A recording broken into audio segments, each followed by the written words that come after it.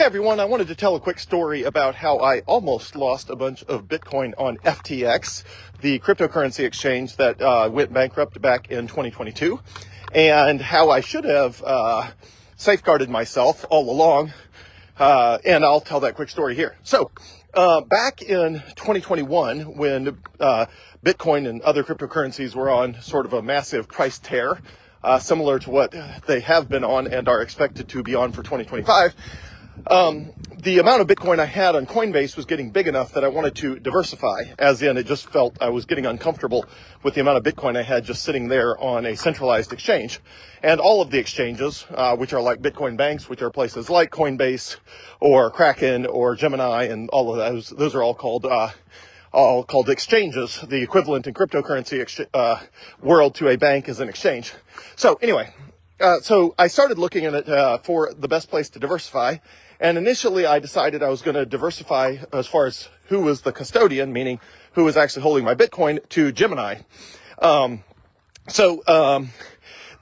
goal was basically I wanted to just split my Bitcoin holdings across more than one place. And so ultimately I did that, and I ended up holding Bitcoin in Coinbase and Gemini. And the reason I chose those two was that they were both US based. Their founders were both from the United States. They were both U.S. citizens.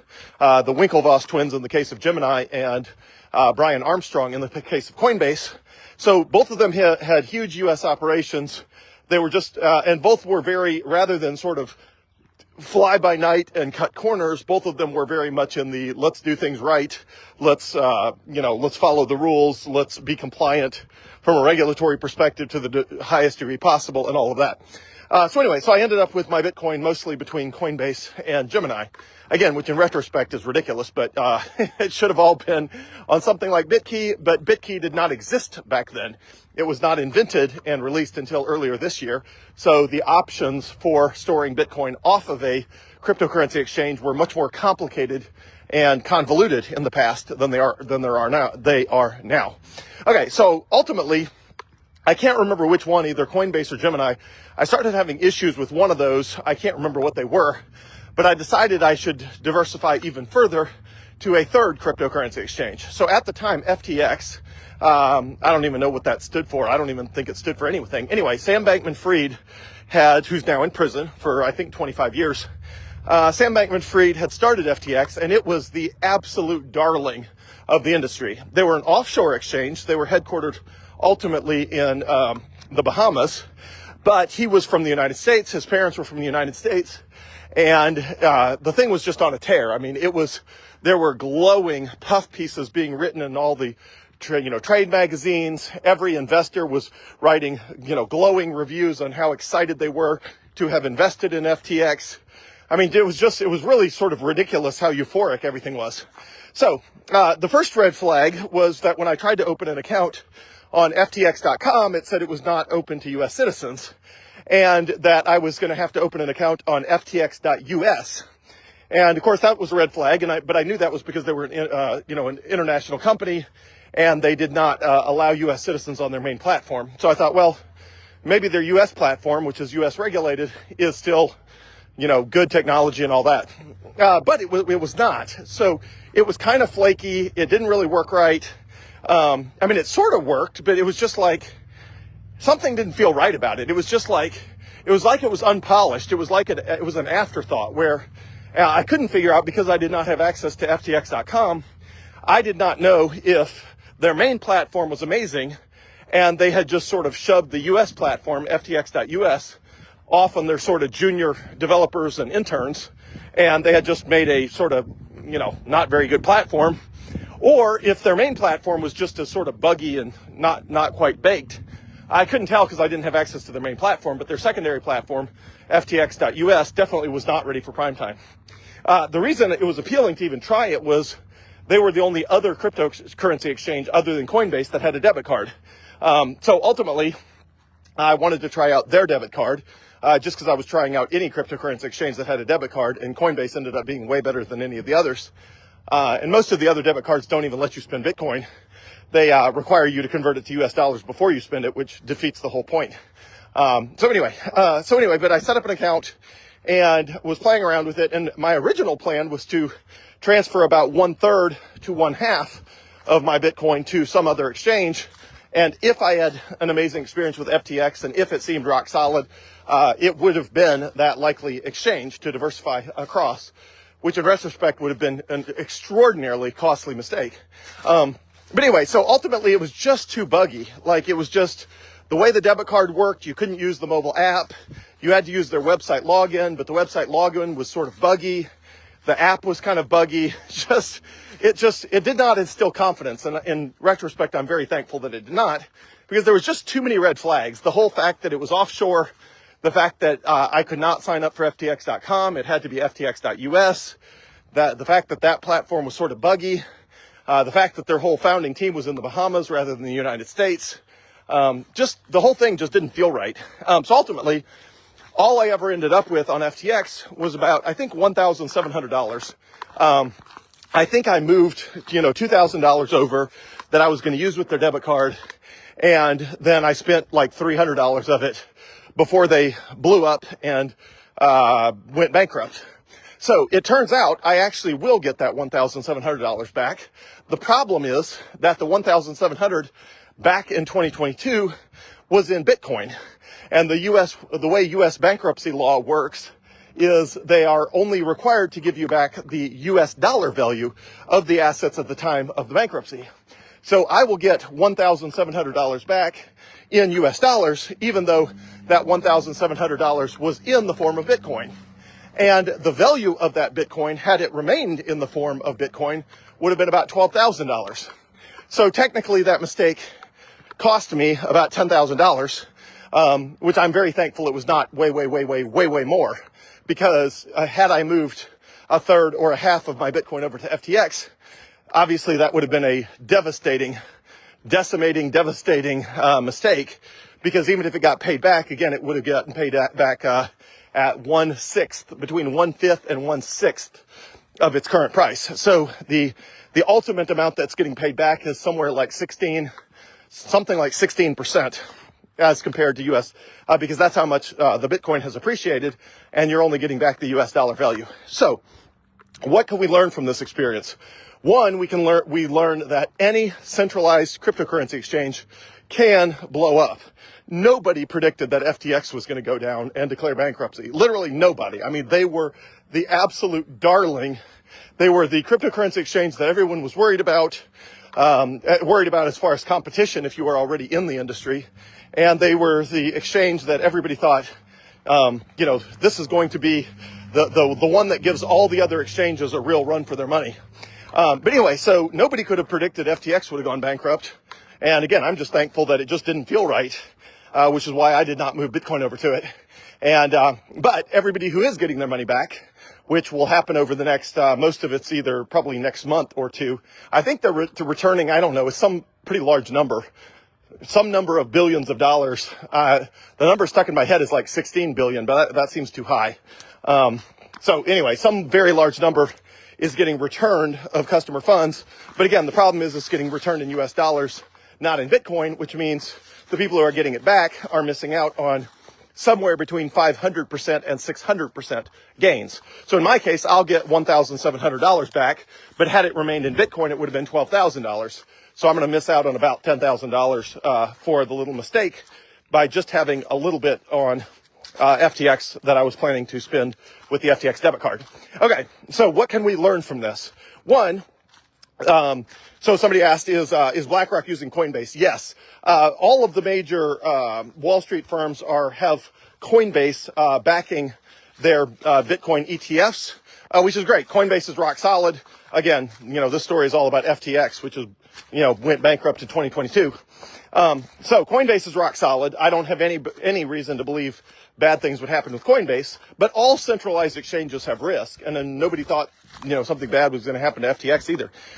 So what should I have done? Well, what I should have done is something that did not exist, which is rather than diversifying across centralized exchanges, whether it was Coinbase, Gemini, and ultimately FTX, I should have instead moved my Bitcoin to self-custody in the form of BitKey.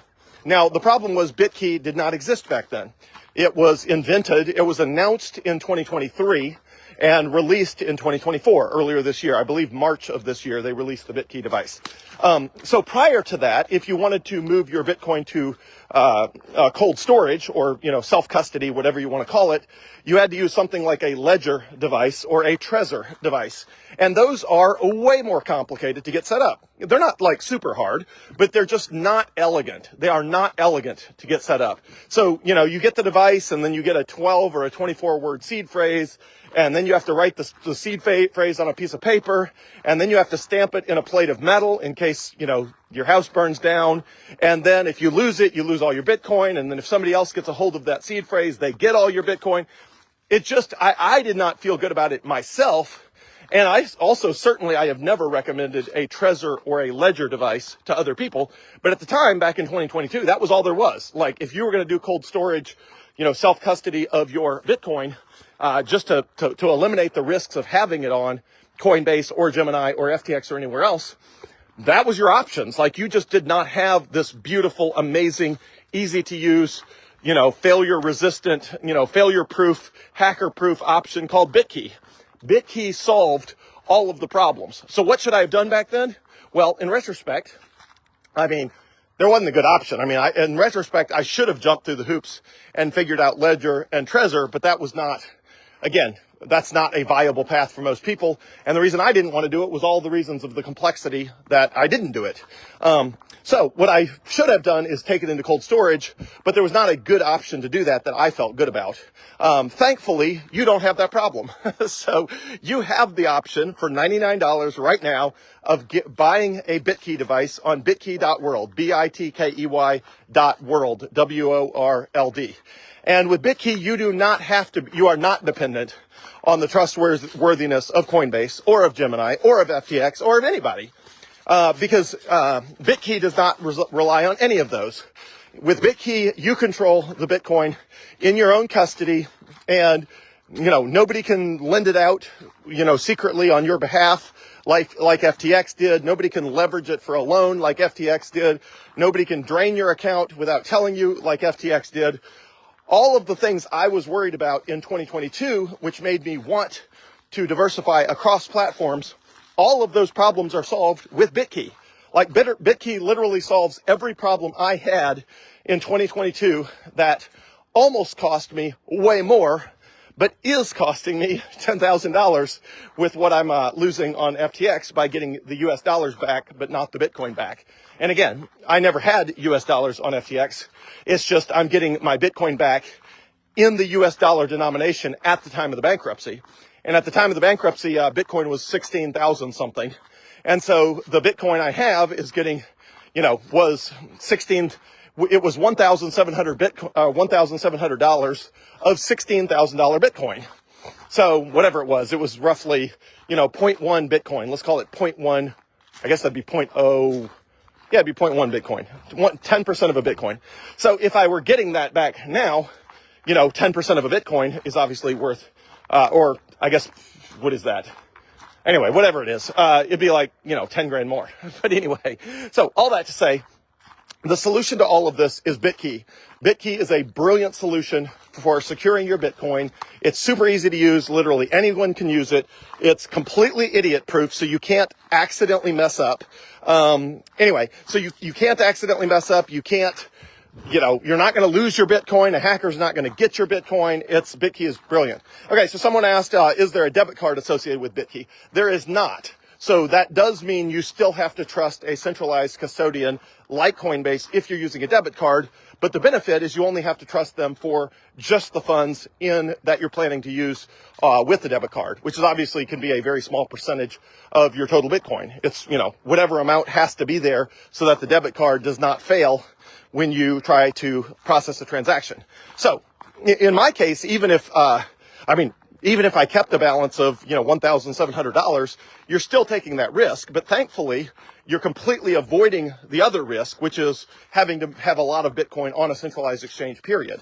So if BitKey had existed, that doesn't mean I would not have lost a little bit on FTX. Well, first of all, if BitKey had existed, I would not have had any incentive to even look at other cryptocurrency exchanges to diversify, because I would have been completely content with Coinbase and Gemini, and now just Coinbase. Gemini is their fees are a lot higher, so I do not recommend Gemini to anyone anymore. I just recommend only Coinbase. But had BitKey existed back then, I would not have been looking to diversify. I would not have been looking for another custodian. Therefore, I would have no reason to even try FTX. Therefore, I would not have even lost what I did on FTX. But more importantly, I would not have had the main problem I had, which is that I was just looking for other custodians to safeguard my Bitcoin when, I should have been looking to safeguard my Bitcoin myself, which is now possible with BitKey. So that's the highlights. If you have Bitcoin, in the form of Bitcoin ETF, like IBIT, which is the BlackRock Bitcoin ETF, or FBTC, which is the Fidelity Bitcoin ETF, then you don't need to worry about that because your custodian is guarding that for you. Although it also means that, you don't have direct control of your Bitcoin the way you do if you really own it. But if you have a lot of Bitcoin on any platform, whether Coinbase or anything else, I always recommend pull the majority of it, 70% to 90%, into self-custody, and store your little BitKey device wherever you keep your valuables. And it's brilliantly set up where if you lose your phone, there's a backup process. If you lose your BitKey device, there's a backup process. And if you lose your phone and your BitKey device simultaneously, which should never happen, but if it happens, then as long as you have at least one trusted contact set up in BitKey, which I always recommend, if you have any meaningful amount of Bitcoin on there, make sure you have at least one or more trusted contacts. And if I know you in real life, I'm happy to be one of your trusted contacts. It just has to be somebody that can validate your identity if you lose your phone and your BitKey device. Then they can help you unlock your Bitcoin. They don't have access to it, but only you have access to it, and they can give you the decryption key to unlock your Bitcoin using your iCloud account or your Google account. So it's a brilliant setup that makes it virtually impossible to lose your Bitcoin and virtually impossible for a hacker to get your Bitcoin, and you're not dependent